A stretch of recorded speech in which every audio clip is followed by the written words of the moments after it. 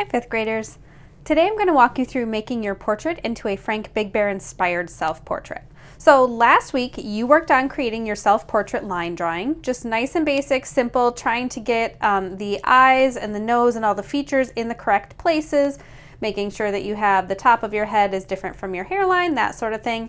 You've done a great job with your portrait so far. Today what we're going to do is we're going to take them and turn them into something that is divided up into chunks. So hopefully by now you've already watched the video by Frank Big Bear, and it was his biography, and he talked about his inspirations, how he used the lines of intersections to inspire his work because he was a cab driver.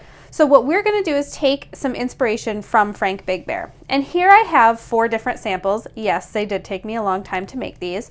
The reason that I made 4 different samples was to show you that you don't have to do your drawing to make it look exactly like Frank Big Bear or exactly like mine. You can make lots of different styles that are still inspired by his use of division of the paper. Okay, so division means he's dividing it up. How he divides his paper might be different than how you divide your paper. I also wanted to show you that based on what materials you have at home, you might be able to go for a totally different look. So here I used some watercolor paints. Here I used just pencil. I sharpened it and I made sure that I was using some light and some dark areas, using different pressure, light and dark. Here is some marker, and you'll notice that I have a black outline on just the face and hair. Don't have a black outline on my pencil lines out here.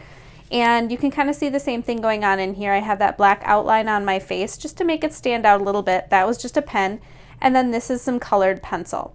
So when you are dividing up your page, you have lots of different options.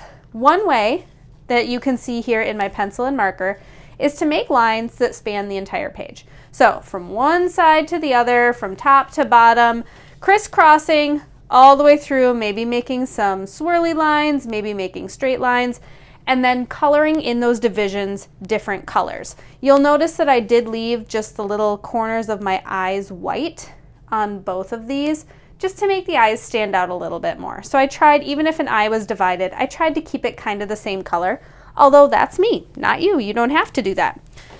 You can also go in and divide them a little bit more strategically, okay? So if you're not into just drawing lines all over your page and coloring in those spaces, you can draw lines all over certain areas of your page. So for example, I've carved up the face here and then colored those in different areas, but my background has some symmetry on the outside. I kind of have the hair is kind of divided up almost like hair would naturally be.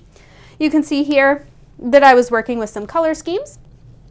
So my hair is my warm color scheme. My face and my shirt is my cool color scheme. And then I have some stripes that just tie both of those in together. You can see that I've broken the hair up into little chunks like Frank Big Bear. I've taken some inspiration from a few of his artworks have little concentric circles. That means one shape inside of another getting smaller and smaller, like a target symbol.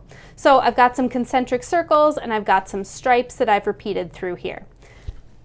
All right, now, do these look exactly like Frank Big Bear? No, but I'm not Frank Big Bear. So you don't have to make your artworks look exactly like mine, but I do want to be able to see some Frank Big Bear inspiration in there. All right, so when you are taking your drawing, a great way to start is to decide where you want it to be divided. So I might just take a quick line, divide right up here. Whew. Now remember, if you are feeling really sad about drawing on your portrait from last week, just draw up another quick portrait and do it to this one, to your fresh portrait. Save your other portrait. It's totally fine to keep a self-portrait that is very realistic looking as well. So save the other one if you want it, just make a new one to do this too, because your portrait does need to have some Frank Big Bear inspiration for it. All right, so maybe this time I'm gonna start breaking up here.